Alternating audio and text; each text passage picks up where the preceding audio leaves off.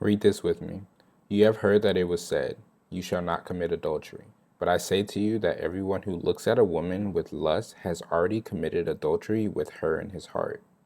If your right eye causes you to sin, tear it out and throw it away. It is better for you to lose one of your members than for your whole body to be thrown into hell. And if your right hand causes you to sin, cut it off and throw it away. It is better for you to lose one of your members than for your whole body to go into hell. We live in a time where temptation is everywhere. It's on our screens, in our conversations, even in the way that people encourage us to think and act. But Jesus is calling us to a higher standard, one that doesn't just focus on what we do, but what's happening in our hearts. It's not enough to say, well, I haven't physically done anything wrong.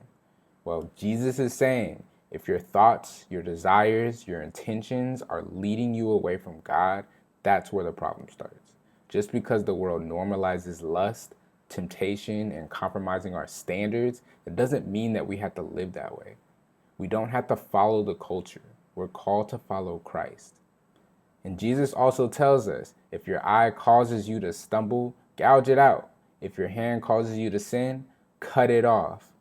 Now, he's not just saying to harm yourself, but he is saying that if something is leading you into sin, remove it from your life.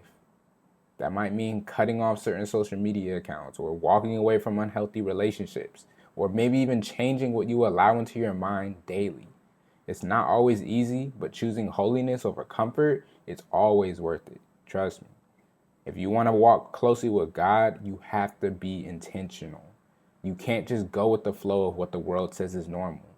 Make the Lord your refuge. Seek Him first. Make purity not just about what you avoid, but about what you pursue. A life that honors God.